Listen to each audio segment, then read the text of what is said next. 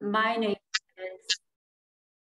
is Caroline, and I'm the CEO of COLAF, and I'm delighted to be here this evening, and it's wonderful to see you all, and I'm sure we'll have a really fruitful discussion together. COLAF now has been around for over 45 years. We're the Association of Development Workers, Irish Development Workers and Volunteers, and we're also a member-based organisation. And we work on issues of global justice. And really, we aim to build a solidarity-based movement. And one of the ways we do that is through our First Wednesday series, which we've been doing now for over 20 years. And really, through the First Wednesday series, what we're trying to do is connect the local and global and really hear from the voices of people who are impacted by various issues. So this summer series that we're doing is focused on challenging pushbacks and the erosion of the rule of law and on European borders. And this is the second of that series, where we will look at search and rescue from celebration to criminalisation. We would like to acknowledge Concern, who fund this series, and also our partner, sorry, my mind just went blank there. Our partner, Maynooth University, who work with us, who collaborate closely with us on First Wednesdays. So for now, I would like to introduce you to Jim Clarkin, the CEO of Oxfam, who is going to say a few words. Thanks very much, Caroline, and thanks everyone for being here. It's a real honour to be certainly amongst this panel and to also to speak with everybody here. I must confess, and I was pulled up on this in the preamble, that this is my first Wednesday's appearance or participation. So apologies, but I know that we're getting more and more involved and working closer with COLAF on a whole range of things. So delighted to be here, and I'm sure it's not our first appearance, and hopefully we'll be working together with you more into the future. And yeah, look, it's an important event. I really like the title, Search and Rescue from Celebration to Criminalisation, because we should be celebrating the fact that people are rescued, and of course they must be rescued. The Mediterranean has become the most dangerous border crossing in the world, and the fact that people would even contemplate the concept of not rescuing people that are in desperate need is just unthinkable. So I think that the title is challenging and important. And from an Oxfam's perspective, I suppose we work in many of the countries where people are fleeing from, whether it be in Syria or in Afghanistan in the past, in the Horn of Africa, in a range of countries where there is conflict. And I think it's always important as Europeans, to remember that the vast majority of refugees are actually hosted in neighboring countries, usually in poor or middle income countries. So, I find it always difficult that Europe describes having a refugee crisis here. Considering the size, scale, and wealth of Europe, there's not a refugee crisis here. The crisis is in how we treat refugees, how we ensure safe passage and safe arrival, and then how they're treated subsequently. So I think we need to change that narrative. So this piece is very much part of our Right to Refuge campaign, and because we work in the countries of displacement in recent years, over the last decade or so, we've looked at the journey that people take as well, and then how we as European organizations within Oxfam can work to support those who are on the move. And obviously we're going to speak about Mediterranean today, but we're acutely aware from our partners in Poland and reports from Croatia, Hungary, Lithuania, Malta, the Belarus Poland border, the issues that we need to confront are not of one specific country. It's very much an EU problem, and it's a problem that can be fixed, and it must be fixed.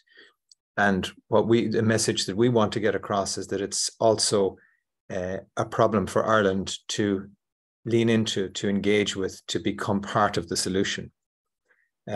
because sometimes, and this was, mentioned at the start, that sometimes this is seen as a distant problem somewhere else, way over there in other parts of Europe or on the Mediterranean, but it's not. It's our shared issue, and anything that's happening that is illegal, that is as abhorrent from a human rights perspective, anywhere in Europe, is something that as European citizens we should be deeply concerned, and we should involve and mobilize and campaign on. So that's something that we certainly as Oxfam have been doing. You may be aware of some work that we've done from Oxfam Ireland with the Greek Refugee Council on pushbacks, a very strong report that was produced earlier in the year. We also have a campaign, which I'll mention in a minute. And just last week, we were able to get all 13 of Ireland's MEPs to sign a letter to the European Commissioner in relation to the pushback issue. And I think it's the first time, they've all actually signed a single letter. Obviously, we're talking about people across the political spectrum, and it shows an important united front from Irish European parliamentarians on how strongly they feel about these issues and the role that Ireland can play, and the role that Europe must play. So, as you know, that the EU is currently negotiating a new pact on migration and asylum. Negotiations have been ongoing since 2020, and they're keen to wrap them up before the European Parliament elections in May next year. And as part of that, they're proposing a way of monitoring borders and looking at a monitoring mechanism. And we're saying that this must be independent, and it must have the remit and the scope to be, and the funding to be actually be effective, and not just a box ticking exercises. This is to ensure that EU and international law and human rights law and duties are respected when people are moving into Europe or trying to get to Europe. So we do need Irish politicians, the Irish political system, to lean into this issue. So we have an open letter to the Taoiseach and the Minister for Justice with asks in relation to this, and that's available to everybody here. And we hope that you would consider signing it and being part of that campaign. For those of you who may not have had a chance, I'd also encourage you, if you can see that on the screen, to read Sally Hayden's book. It's an important book by a significant Irish journalist who's shown tremendous interest in this issue, and it's getting a lot of, rightly so, a lot of plaudits across the world now. And the situation that we're seeing in Europe is just it's unacceptable in the 21st century that this is allowed to happen under our watch, in our name. The richest part of the world denying the basic human rights of people who are fleeing persecution, poverty, climate crisis, etc. So there are changes we need to make. We can do it. The current rules and systems are in place are deeply flawed, but they were policies and procedures that were put in place by the EU. They can just as easily be changed. And so we'd be encouraging everybody here to actively engage in the campaigns, and through COLOV and through Oxfam and through MSF and others who are working on these issues. It's a real slight on our reputation as a population that cares and that has shown that we care about poverty, about people in crisis, about people suffering from the impact of climate change or of conflict. But we must make sure that it isn't just about caring when those issues are far away. We must care about it when those issues come closer to home, and more importantly, to remember, and this is what we're going to hear, and I'm really looking forward to the discussion, these are real people. These are, not numbers. These are not, and I think sometimes people get blinded by the numbers and the statistics, but, hearing real stories of people that have fled, of their experiences that they've had along the way, and the fact that we can really do something meaningful about this is important. So I'm hoping that people will participate and will engage more. But for now, just to say we're very, very pleased to be part of this discussion and to be partnering with COLOV and obviously working with MSF and others on these issues, both in Ireland and across Europe. Thank you. Thank you, Jim. Thanks for that. So now I'll just introduce our moderator for this evening. We have Hassan Al-Mokhtar here, who will moderate the discussion. Hassan is a fellow in international development at London School of Economics. He is active in solidarity groups and various solidarity groups across Ireland, and he has a particular interest in a relationship between migration, borders, and development processes. So Hassan, over to yourself. Okay, thank you very much, Caroline, for the introduction. Thanks to COLAV and Oxfam for putting the event together and for putting the whole series together. In fact, I can't stress just how important these kinds of events are, simply because they keep the violence of EU migration policies in the spotlight. Of course, last month they were briefly so with the shipwreck in Pylos in Greece, but that disappeared from international attention just as quickly, despite the fact that just a few days later, off the Atlantic coast, upwards of 30 and perhaps 40 people were reported missing in another shipwreck. So it's vital that we keep attention on these issues, despite, and I guess actually because of how routine this violence has become. And it's become routine because it's part of a more or less consciously executed political strategy. One aspect of this strategy is the violence and brutality of pushbacks. And I encourage anybody who wasn't able to see the last month's First Wednesday event to look at it, to see how this plays out in Greece and Italy and Poland. But another element of this strategy is the criminalization of search and rescue operations in the Mediterranean. And this is what we'll be dealing with today. Our two speakers are very adept at filling us in on this process, but to put it in very brief and simplistic terms, we're now in a absurd situation and perverse situation in which those who are intervening to save lives at sea are faced with criminal charges, fines, lengthy court proceedings simply for doing so.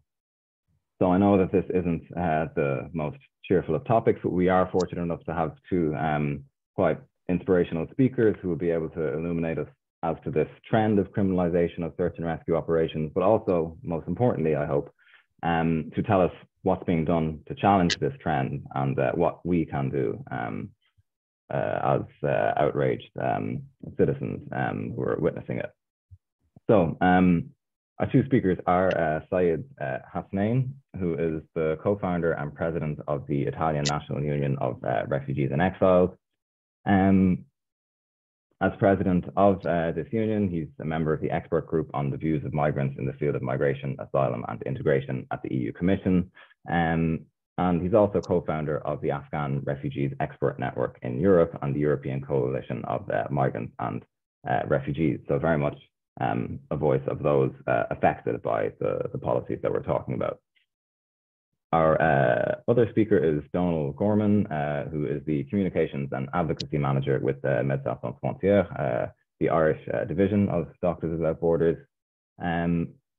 He's worked as an emergency communications manager with MSF in South Sudan and as part of MSF search and rescue operations in the central Mediterranean. He's also worked as communications advisor for MSF humanitarian operation responses in a wide range of contexts. So I'm very much looking forward to hearing each of your perspectives. Just a quick housekeeping note, we'll put a couple of questions to each of our speakers in a more or less conversational fashion. If people would like to ask questions from the virtual floor, please feel free to do so by posting messages in the chat to Julia, who will be assembling those messages and passing them on to me. So there will be an opportunity for your questions to be asked as well. But to start us off, could I maybe ask Syed to speak a little bit about the recent developments in terms of legislative changes in Italy, where you're based, with regards to the criminalization of search and rescue operations, and perhaps how this has impacted your organization, the National Union of Refugees and Exiles. Thank you very much for the invitation and for engagement of people with lived experience. So just to mention that I'm originally from Afghanistan, also refugee, and with a long experience being refugee in Pakistan, in Iran, in Turkey, and by boat I arrived in Greece in 2006. And under the truck I arrived in Italy in 2007. So I have been through personally on my skin, I experienced forced displacement in different countries, and also I've been through the asylum procedure. Regarding your question, we know very well that the topic of migration since 2015, it became very toxic in Europe, especially it became an instrument by populist parties to somehow collect consensus in different European countries. So unfortunately, it somehow dehumanized us, and we are somehow cited as a numbers. We became invaders. We became enemies to be somehow pushed back and to be kept away from European soil. Just a little bit of also history regarding the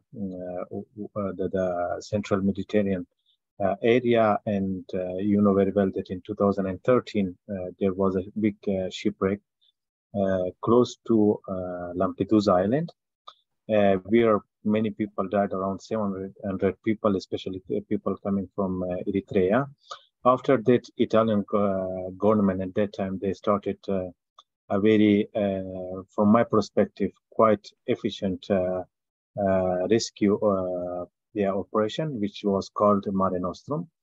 And the aim was to rescue people trying to reach out from North European shores to Italy. And unfortunately, even that it was a very somehow efficient search and rescue mission, it came to end in 2014. And since 2014 till today, around 26,000 people died in that route in Central Mediterranean, because there is the lack of a very efficient, concrete search and rescue operations. Then obviously we know very well that when there is a gap created by the authorities, the governments, then the NGOs came to somehow cover these gaps of search and rescue operations. But unfortunately, I think, you know, that in a civilized continent, if there is a gap, and civil society organization, NGOs, they cover this gap and they rescue people, and we speak about the life of people. So they rescue people. It should be appreciated. It should be celebrated also to the topic of today. But unfortunately, it is completely opposite. So the NGOs, those organizations that they were trying to cover the gap of rescue and search and rescue in this Central Mediterranean, they become a target to somehow even not let them to take on that operation. Due to also last year during the election campaign, the topic of NGOs, their contribution in Central Mediterranean was the immigration generally was the topic of political campaign election in Italy. And then when the far-right government, they came in power in after September elections last year, the first thing that they did in January of this year was the NGO degree. So the main objective of this degree was to somehow limit the work of the operation of NGOs if they were present in this Central Mediterranean area. So they somehow introduced the code of conduct for civil society organizations. So for them, if they wanted to stop the transshipment of the shipwreck, so when for example, a ship of this NGO, they are operating in Central Mediterranean Sea, they rescue people, they are limited to that specific rescue operation, and they should come back. And even through the way, if there is another immediate request of rescue from other boat, they cannot do it. So only a single rescue per operation. And then secondly, previously the NGOs, they were somehow able to ask for the first and immediate port to disembark people that they were somehow rescued, because we know very well that these people, they are in a very extreme condition. They have been through also the traumas and etc. But now what they do, they try to give the port maybe in the north of Italy. So for a civil society organization, for NGO, that they are somehow their whole operations are based on the support of donation and etc. It's a big cost. It's a big expense to somehow take the boat, and especially for the people on the boat that they are rescued on the ship, taking them and making them travel for 5-6 days more to arrive in a very far port. It is also an issue. So and then if we speak about another the shipwreck episode that happened also in February this year in close to Cutro, which was 150 meters far from the coast. I have been there. I also met some survivors because majority of them, they were coming from Afghanistan. So the people that they are really fleeing persecutions from anti-terrorist groups such as Taliban. They tried to arrive in Europe. What happened that they, in a 150 meters far, they were somehow victim of this shipwreck. And after that, what I think again here, a civilized government and the policymakers, that when there is such kind of episode that many people died, what they do, they try to make actions in order to avoid such kind of episodes, no, that people are somehow killed in this episode. But they oppositely, what they do, they introduce this decree of Cutro. So they went in the scene of crime. I really call it a scene of crime.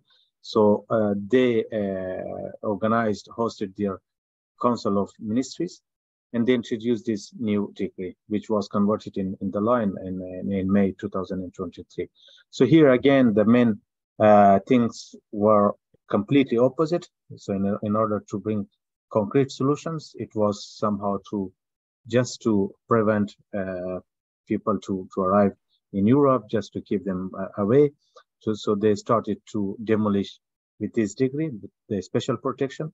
So normally the people who are not somehow able to get refugee status or subsidiary protection, there was this a special protection which were somehow giving these people to stay in Italy legally through this protection. But unfortunately, through this decree, this was demolished. And then they increased the number of administrative detention centers, CPR called in Italy, and bringing detention times back to 6 months. So these were like the solutions from them, completely opposite to what should be done as a solution, for people fleeing war. Because we know very well that I'm coming from Afghanistan. We have in our network people from Sudan, from Eritrea, from Syria.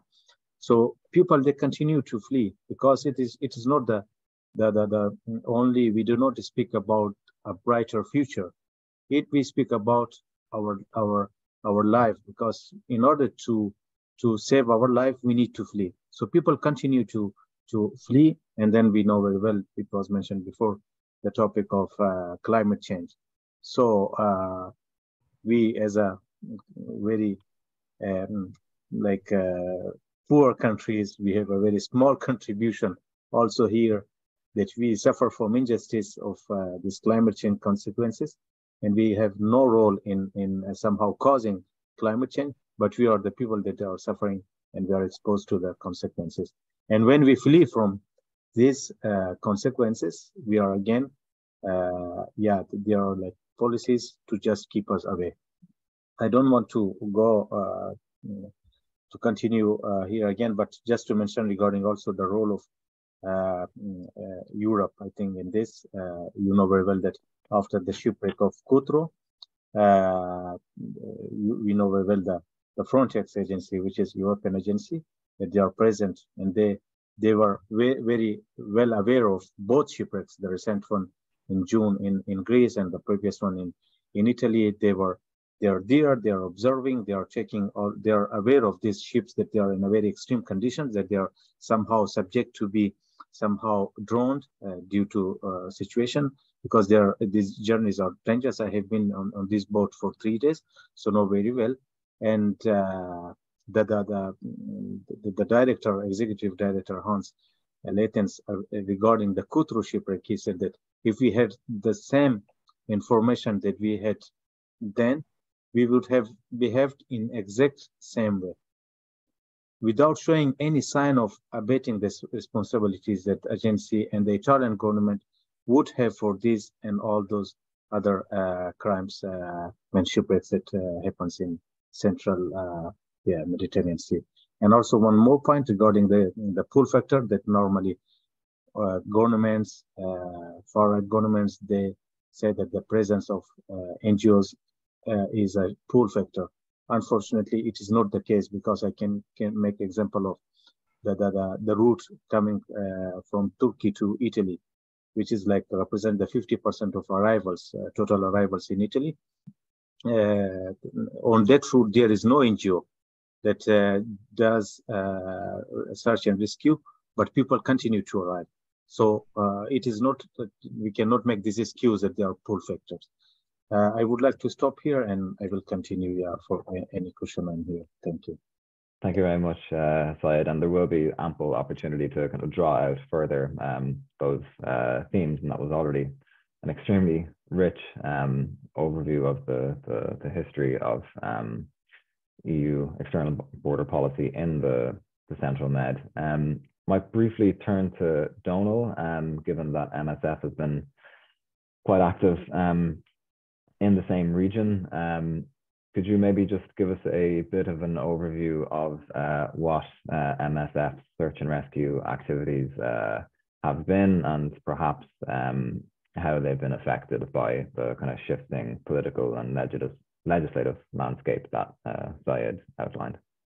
Yeah, sure. And thanks for that, Saeed, and thanks for that, Hassan, and everybody else online, and all of the guests.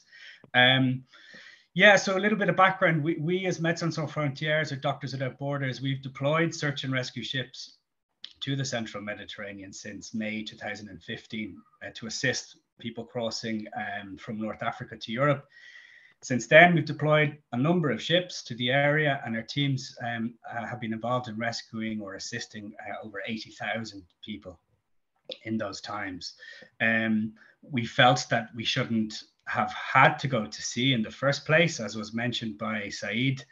You know, this should be a state responsibility, but we couldn't sit back and watch as people drowned at sea. And after the Mare Nostrum operation was wound down in 2014, there was that gap, and it did appear that Europe was willing to allow a situation that would lead to people drowning at sea in large numbers. So we sent down our first ship, and within a few months we had 3 operational in 2015. Many other humanitarians organizations also had rescue ships in those days. And since then we've been operational in the Central Mediterranean. On board our rescue ships, we've highly skilled rescue teams and experienced medical teams, and they assist people on what has become the world's most dangerous sea border in the world.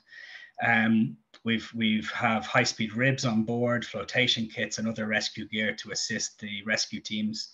And all of our ships have been fitted out with fully functioning medical clinics, so that the doctors, nurses, midwives, and psychologists can provide care required, anything from fuel burns, water inhalation, up to gunshot wounds. We've treated gunshot wounds on board, and injuries sustained by people on the journey inside Libyan detention centers, and along the way as well. We've even had many births on board, and I remember when I was on board in July of 2017 on an MSF rescue ship, a woman from Cameroon was assisted on board the deck of our ship, and she came on board with a newborn, a baby still attached to her by umbilical cord. The midwife on board the ship was able to assist with the completion of the delivery, and the lady and her baby were cared for on board in the clinic. But in speaking to her afterwards, it was clear that she had left the Libyan detention center about 48 hours before that, went into contractions and started her labor on a beach in Libya. Started her delivery on board a wooden ship, which was overcrowded and keeling about 150 other people on board, and gave birth to a baby boy in this situation. And when we had encountered her at sea, she still had, the baby was still attached by umbilical cord. But anyway, it turned out that she had been kept in a place of detention in Libya, in a room with about 5 or 6 other women who were all treated horrendously by the detention center guards. She had escaped the worst of this treatment because she was heavily pregnant, but she did tell us about the situation for the other women in captivity. And you know, it's stories like this that kind of remind you of the situation that people are facing down there on a daily basis, still many years later, day in, day out. It's obvious, and we all know, that people are leaving their home countries for a myriad of complex reasons, from many places, but you know, they're ending up in transit countries such as Libya, and now more and more Tunisia, which is just out past Libya as the main departure point for asylum seekers and migrants leaving North Africa. It's just about past overtaking Libya as a departure point. But what everyone shares in common is what happens when they're packed into a boat and extremely vulnerable on the open sea. It should be noted that at the start of our response at sea, the majority of the rescues that we were doing were initiated by the MRCC. These are the competent marine authorities who would direct us to the scene of a boat in distress. And they were coordinating these rescues. But it's now the case that we are doing more and more rescues which are spotted by our team on board the ship, with less of this coordination from the authorities in the MRCC. And as Saeed mentioned, following the Italian decree, we are now instructed to carry out one rescue at a time before heading back to port of safety to disembark those people. And the authorities are actually granting us ports often very, very far away from the place where we rescue people, which means we could take 4 or 5 days to get to a port of safety that takes the search and rescue capacity out of the area for far too long. So, you know, the authorities and these decrees, that they're really playing dice with people's lives. They're really playing around here with lives at sea. And this approach is risking the lives of many. Our medical teams, our rescue teams need to be where they need to be, which is not 1,000 kilometers away in the northern European, northern Italian port. It's down there in the central Mediterranean. So major challenges at the moment, political, legal, and others. And still, nearly 10 years later, we're still calling for safe and legal routes for asylum seekers and migrants to get to Europe. We're still calling for a dedicated state-led search and rescue response, which the lack of both of these things continues to play a major role in putting the lives of people at great risk at sea. We talked about the obstructions, legal challenges. The new decree has made it more unsafe. And beyond that, we have all witnessed far too many shipwrecks and tragic mass drownings. And I can talk a little bit about the Greek situation in a minute. But the situation still continues. It's somehow become normalized that people dying at sea, people going missing at sea, is somehow acceptable. What should be completely unacceptable is now accepted as the norm. So yeah, without state-led search and rescue and with these obstructions, the situation is extremely challenging. I just want to kind of focus a little bit on that recent harrowing example of how Europe's approach continues to fail, and through the lens of what happened the other week in Greece. And MSF medical and psychological teams were caring for the survivors of the pilot shipwreck, which happened off the coast of Greece on the 14th of June. It was the deadliest shipwreck on the Med since 2015. The shipwreck survivors told our team that they called for help They waited for hours and witnessed their friends and loved ones drown in front of them. According to survivors who spoke to our staff, about 300 people from Pakistan were on board the vessel. Only 12 are known to have survived. Survivors also told us that there were tens of women and children in the lower deck and only 8 children survived. One survivor described their ongoing distress now a good few weeks after the event. They told our team that day and night, I still hear people's cries and screams and the sound of their throats bubbling with seawater before they drowned. That's the reality of what happened that day in Greece. Some of the survivors of that shipwreck also told our team about the horrors that they'd lived through in Libya: torture, beatings, being held in the desert for days and weeks without food or water. A young Syrian man who survived that incident also told our teams that he wanted to die every single day he was in Libya. So what we want now in relation to this latest incident is not for there to be a few days of coverage and we all move on. So what we're calling for, and I know some MEPs are also calling for, is a transparent, independent investigation to look at the tragedy and to commit to a policy shift to prioritize saving lives at sea. It doesn't have to go on like that, where a shipwreck happens and it fades from the headlines and nothing is done. You know, there must be a change, and there has to be a change. Anyway, that's me for now. Thank you very much, Donal, for the overview of your activities and increasingly hostile environments that you're facing in the Central Med, but also for contextualizing the shipwreck in Pylos with those pretty harrowing accounts. I'm just going to quickly remind people that they can, if you would like to, if you have any questions to either of our speakers, do feel free to send them on to Julia. I'm also just going to pivot back to Syed for a moment, because given how frankly bleak a lot of the circumstances are in Italy, but more widely in Europe, I was wondering what you see as a way forward. What kind of practical steps can organizations like your own take, as well as those who aren't necessarily in migrant and refugee-led organizations, European citizens, for example, what might they do to best support your efforts? Donal briefly mentioned safe and legal passage. Is this a central plank of your own campaigns, and what else do you view to be required?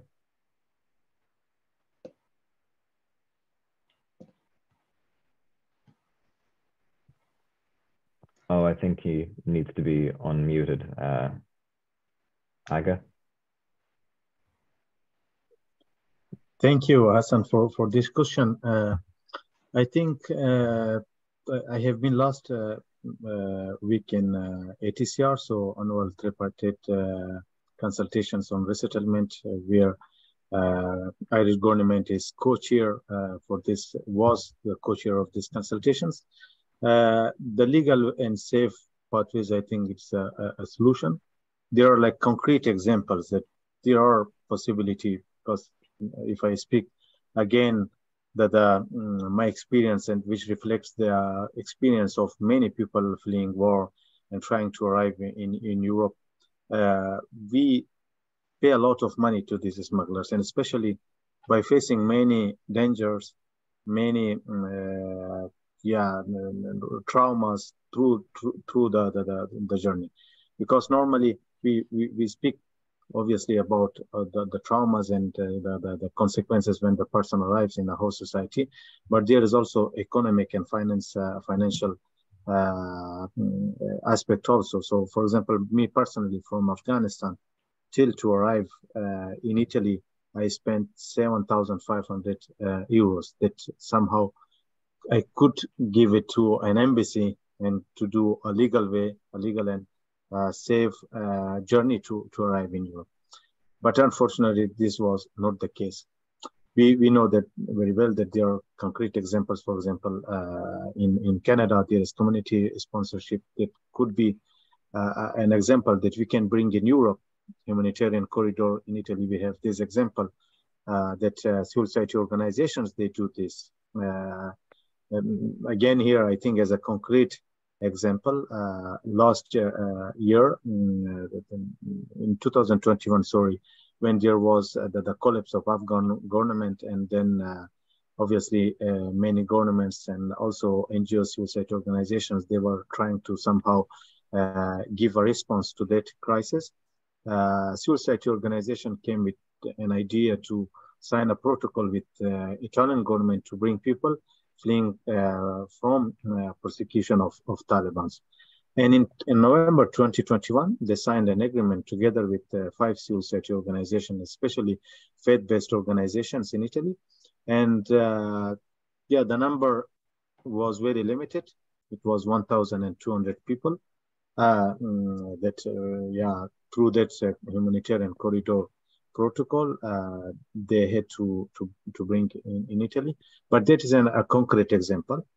And we see again here that there was interest mainly from civil society organizations, NGOs, to open that way, to somehow not remain silent, to not remain without an action, but to take action and to bring people that really are people that they were target of integralist group in Afghanistan, or people that they were living in neighboring countries, in Pakistan and Iran, that they don't see any kind of future or any possibility to legally stay in those countries. That was an opportunity. So we can increase those numbers of 1,200 to many to bring and give the opportunity to those people. University corridor is another example that Italian universities, they bring refugee students from countries such as Ethiopia, Kenya, in Italy, and that they can continue through that opportunity, continue also their university education, but in the meantime to have a legal and safe way to arrive in Italy. Family reunification, unfortunately, for example, if I speak about Afghan refugees, many of them that they are in Europe, they are not somehow able to do family reunification, to get reunified through a legal procedure, because if we speak about Afghanistan, there is no embassy, or people, they are not somehow able anymore to get a passport. So if we put those like normal procedures and requirements for documentation, it won't be possible for those refugees. Also, here, I can speak about a survivor that I met in March this year after Kutro shipwreck. So there was a family, the parents with 18 years old son, and there one family member, the son of these parents, was already in Germany, and the son was not able from Germany to make legally the family reunification due to all the requirements, and then they decided to somehow flee Turkey and to come by boat. And unfortunately, during the shipwreck, he somehow lost the parents, and his brother, 18 years old, he survived. And here again, I think just to mention you that what I was saying before, that we are considered as invaders, or people of citizens of B or C category. So when after the shipwreck, this 18 years survivor, he was still in Italy, and the parents that they were died, they were already transferred their dead bodies to Germany, and already buried in Germany. So when you die, for few procedures are very fast. So this is a big contradiction. So if as a refugee I arrive live, I should be through all the legal procedures, a very long procedures, to be somehow relocated or get reunified to my family members. So this is also a big contradiction. And then also labor mobility for refugees. That's another way for refugees. We know very well that many countries, they have the legal instrument to bring people, migrants in through legal way for access to labor market. And this could be an option for refugees to arrive legally. And here again, I think one more thing as a refugee-led organization, I think through all these procedures, these solutions, refugee-led organizations should be in the heart, in the center of these solutions, and they should be considered as equal partners, because we have been through the experience personally. We know our needs. We know also the solutions for us. So unfortunately, in many cases, refugees, they are considered just beneficiaries of services, of projects, of proposals, of programs, but they are not considered as equal partners to contribute, to bring from their perspective solutions for this crisis or for this critical situation. But unfortunately, I speak also about Italy. It's still in Italy, refugees they are considered as B, C category. There is double standard comparing to what happened in Ukraine. We know very well that a temporary directive was activated for Ukrainian refugees, which is completely fine, which is completely fair, because we know very well what it means to flee from the war, from persecution, from bombs, to save your life.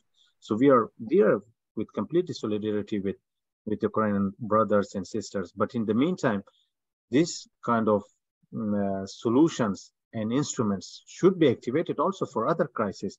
We can speak about my country of origin, Afghanistan, which is not a very antique or old crisis. It is recently 2 years ago, even not 2 years ago. And then recently we know about Sudan, but there is no hope that such kind of instruments can be activated on European level. So here again, I think we need to change the mindset, the mentality towards refugees agency, their leadership, and especially I think again as a civil society organizations, NGOs, I think if we give the opportunity to refugees that they can speak on their behalf, that they can somehow narrate themselves, they can tell their stories, they can express their opinions. I think also the narrative can change, that these are not only numbers, but these are people that they can also bring positive contribution to our society. Yeah, absolutely. Thanks for that, Syed. The principle of those affected having a central voice in the campaigns that are waged for them is, I think, a really important one, and one that if anybody doesn't know the work of MASI, the Movement of Asylum Seekers in Ireland, who have incidentally campaigned extensively on this issue of the right to work, I think they're an embodiment of that principle in the Irish context, which coincidentally leads me onto something that I wanted to ask you, Donal, because I know that there is a role of the Irish government in the process of criminalisation that you outlined previously. So I was wondering if you could speak a little bit more to that and perhaps what those living in Ireland might be able to do in that specific civic context. Sure, yeah, no problem. I think, yeah, I'll come to your point about Ireland's role there in a minute. And I might just start that out by kind of giving a little bit of a background to Ireland's involvement in the Central Mediterranean, going back to 2015, its naval involvement. So after Mare Nostrum was wound down, obviously there was no dedicated rescue response to replace it with. It wasn't actually until a number of awful and high-profile mass drownings, Saeed may have mentioned one or two earlier, and shipwrecks that took place in the year 2015 before Europe reinstated a mission. So Pontus, I think, followed by Sophia. I often get them mixed up, but anyway, one after the other. And Ireland's contribution during the purely humanitarian stage of the EU for NAV mission, both of those missions, Ireland rescued over 18,000 people. So the contribution there is significant in terms of humanitarian rescue by a naval service, which isn't a humanitarian organization, but involved in search and rescue there. Is a positive contribution to saving lives at sea. Now, we were on the record as MSF Ireland as having concerns that the shift from one operation to the next one in 2017, we were concerned that that would reduce rescue capacity at sea with its new anti-smuggling / military focus. It should be said that many people were rescued even after that shift by the Irish Naval Service personnel, and the Navy has a proud track record of this work. It was recognized internationally and at home when naval personnel received the medals of service from the state, for example. But our concerns at the time were that this new mission, Sophia, was that it was clear that Europe's approach had changed from a humanitarian response to one of deterrence, pushbacks, that also involved training and capacity building of the Libyan Coast Guard, interceptions of people at sea and returns to what we outlined earlier as a horrendously unsafe place for people to be returned to. And just on that, we also have teams in Libya. We have some access to detention centers and places outside of detention centers in Libya where our own teams have witnessed the mistreatment of people and the dire conditions that people are kept in and subjected to. And all of that was backed up this year by the UN Human Rights Report from the Libyan fact-finding mission, which detailed exactly how abuse, torture, even executions, mock executions are taking place against people there, asylum seekers, refugees, and migrants.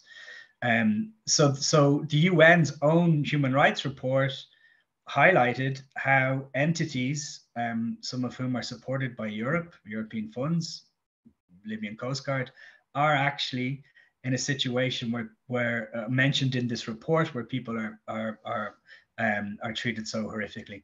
So Europe's approach then which changed to returning people to Libya, really was one of those points along the timeline. And the current mission, EU NAV4's mission, Operation Irene, has as its primary objective to enforce the UN mandated arms embargo on Libya. As a secondary element, it does include the training and capacity building of the Libyan Coast Guard. So as MSF Ireland, we were concerned about this publicised element of the operation.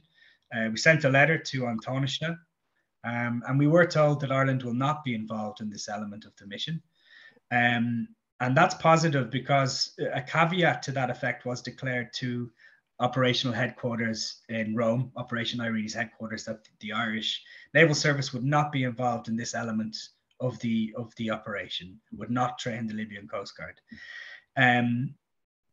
It turns out anyway that this part of the mission is apparently on hold due to the political instability in the country.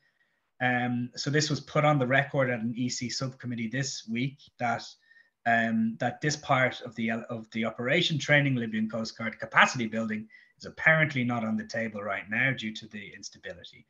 But we kind of wanted an assurance that if it was back on the table, that the Irish government, the Irish Naval Service even, would not be involved in this element of the operation. And there was a precedent set actually in March 2022 when the German Foreign Ministry announced that it would not be training the Libyan Coast Guard due to what it said were serious human rights abuses and concerns. And then a motion a few weeks back was even passed or renewed in the Bundestag in Germany to that effect.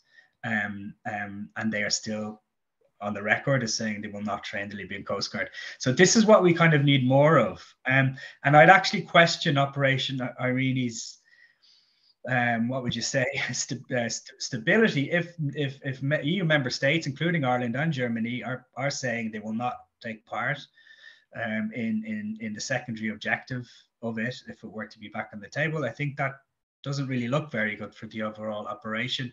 Maybe there should be a new mandate which excludes this element.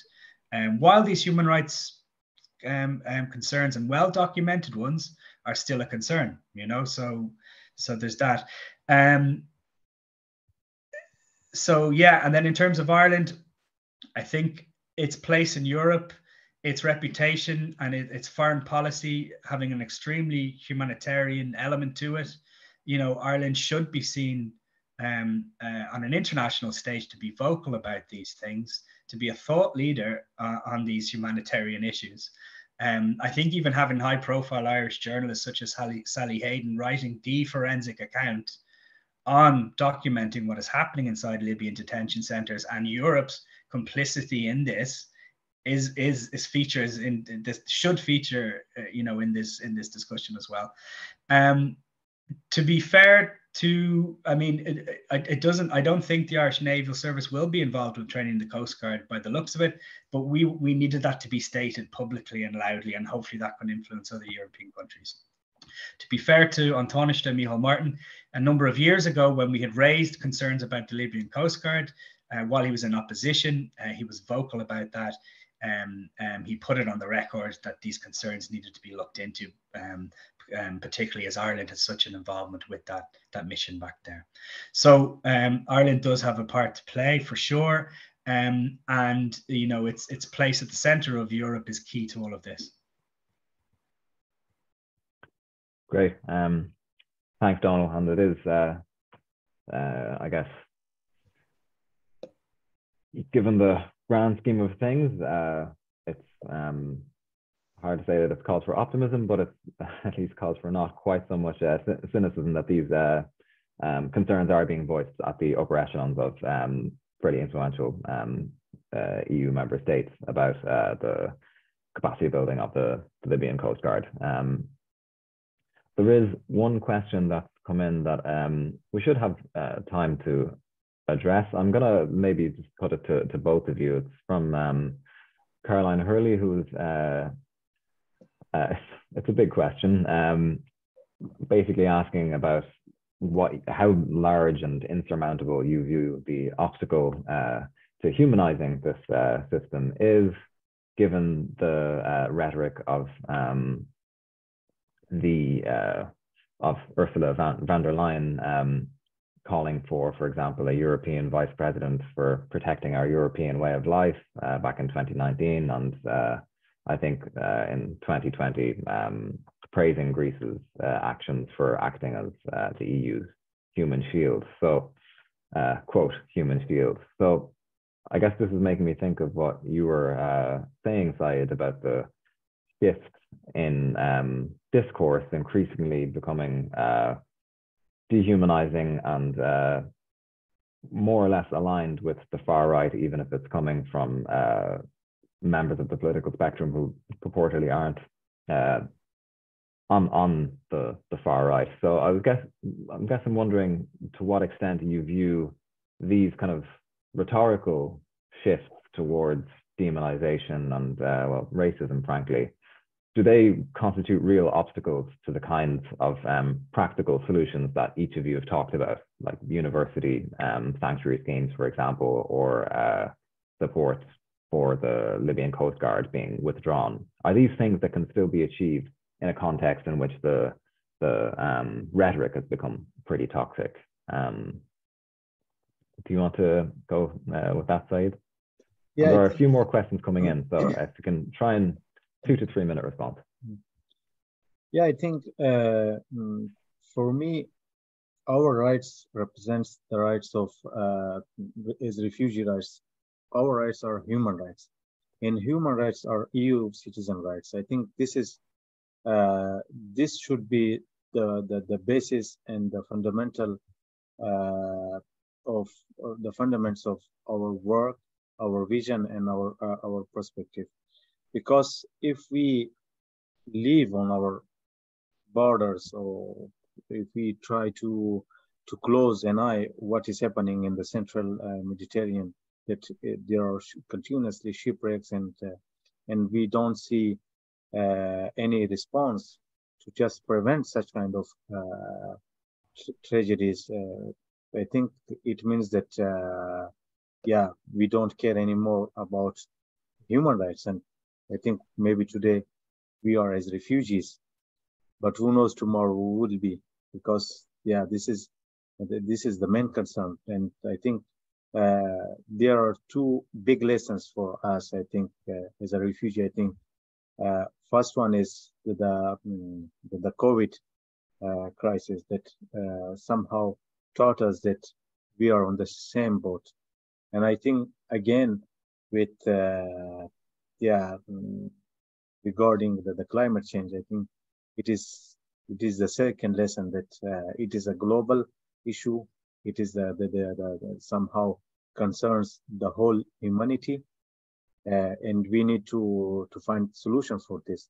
But here again, what we see from Western countries, from the few countries that they have direct responsibility, we can speak about climate change, we can speak about the humanitarian crisis in Afghanistan or other countries. No, they have their contribution, their role. They played their role, and they have direct responsibility in all this. But then we don't see any kind of action, and we don't see any somehow humanity from these governments that they are somehow directly involved in this crisis. Oppositely, they are trying to just consider it, the North European, North Western, I think, and so they don't take it serious as a to find solutions.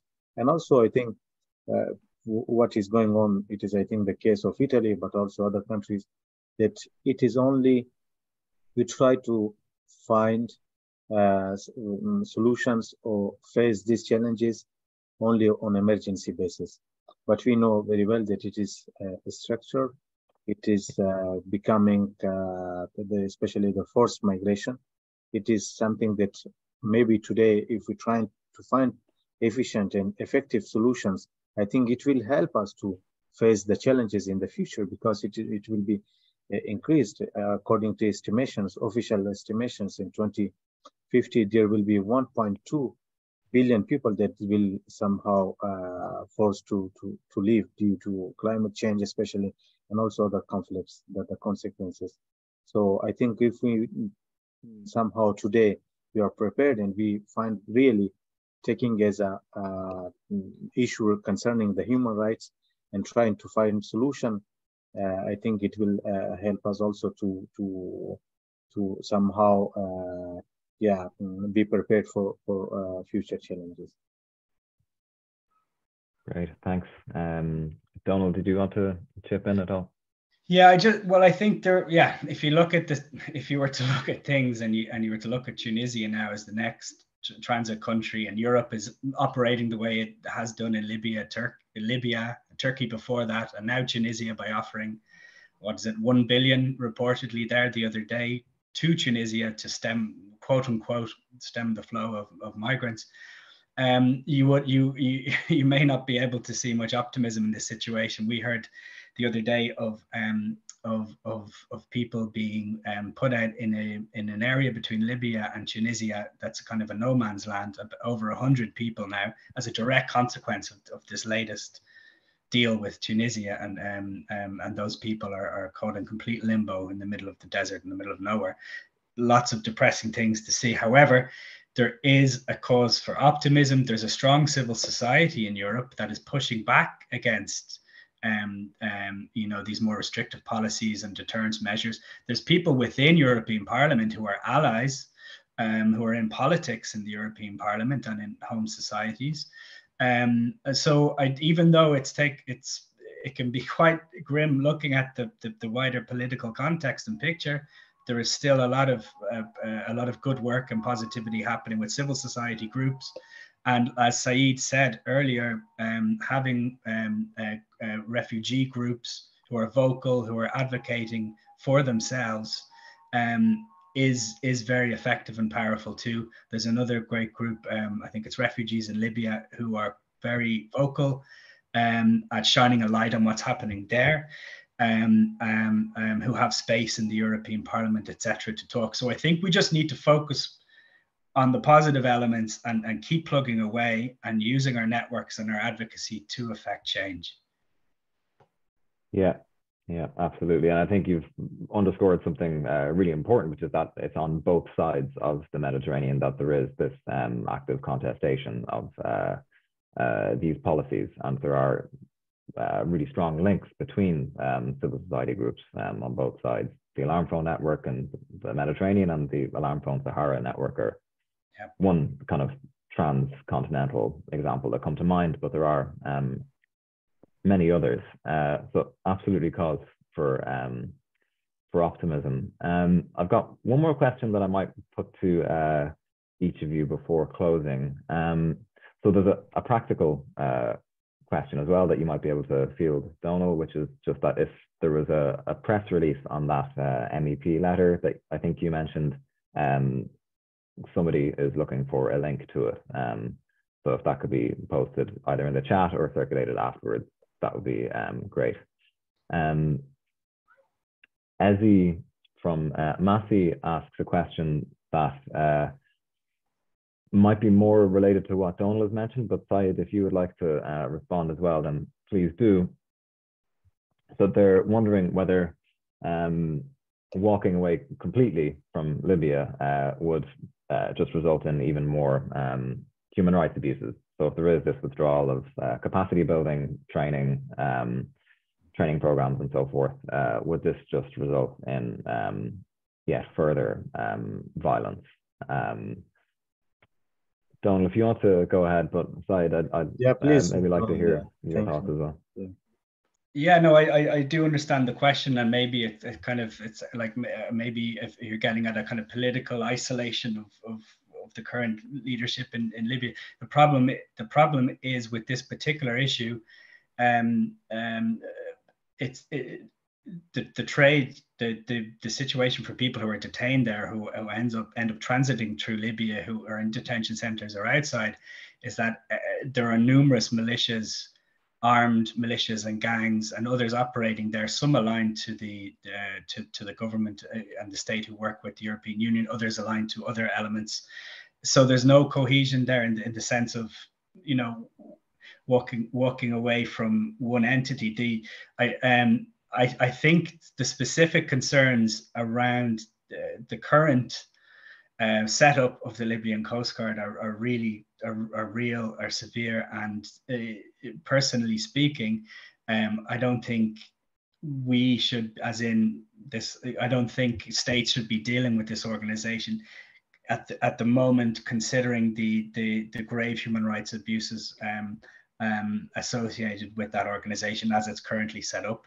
And I think that sends a message. A huge amount of money has been pumped in and funneled into that organization and others associated with it, who are closely linked to trafficking, who in fact are at some point recently were said to be in complete control of at least one detention center where horrendous things were happening to people inside of. So I'm not advocating for isolation of Libya or walking away, but I do think these things need to be raised, and otherwise they will never be raised. And they'll be allowed to continue to happen. Yeah. Thanks, Syed. I don't know if you had anything that you wanted to add just about whether support should be withdrawn and capacity building for the Libyan Coast Guard should be withdrawn, or if further oversight is what's needed. I think from what we, the people that they arrive from Libya, have been working for a long time in a transit reception center for unaccompanied minors. And believe me, when I was welcoming any new, especially unaccompanied minors in our reception center, the first thing that they were speaking about, it was not about what is my name or where I am from, but that person was firstly speaking about the horrible experience that he or she had in Libya.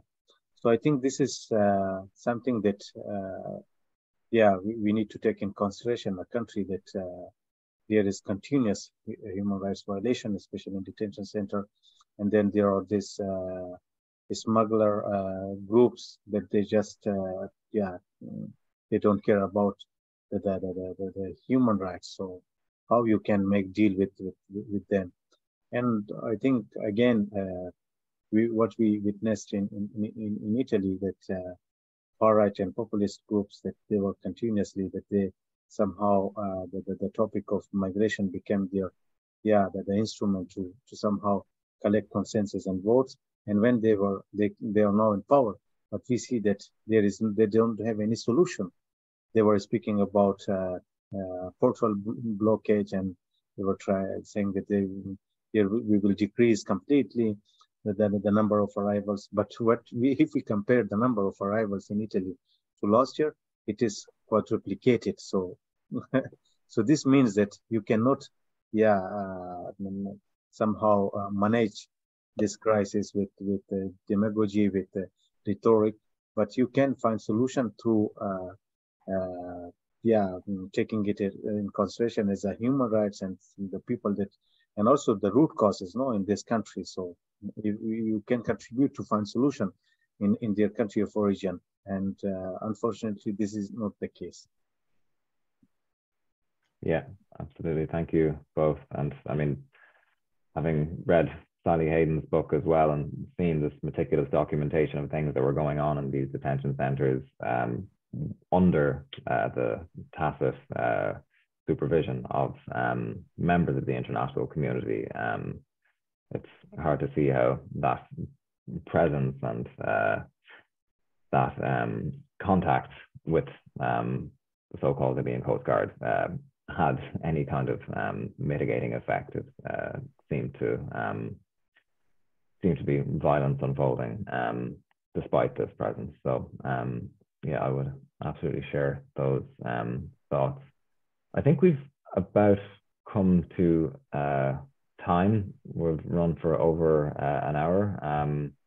Wanted to thank Syed and Donal so much for the really both harrowing and inspiring testimonies and analyses. I think we're going to briefly pass back over to Caroline to close. So thank you all for your attention. Thank you. Thank you. Yes, so thank you very much, everyone, for questions and for participation, and for our speakers for really excellent account of what's going on in the Mediterranean, and Hassan for great moderation.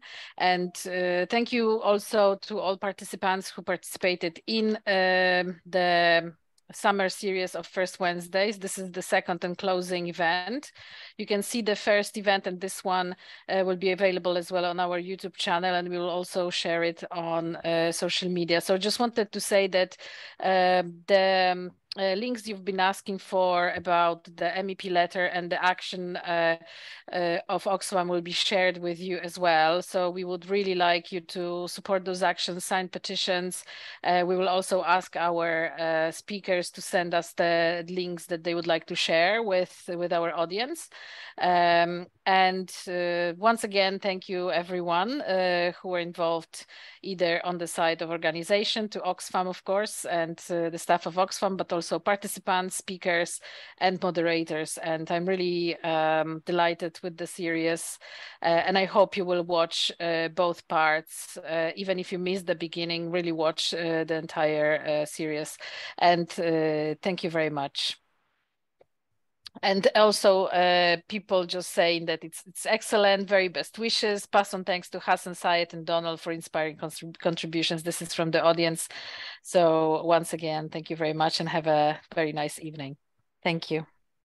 Thank you. Thanks Thank a lot. you. Take care, everybody.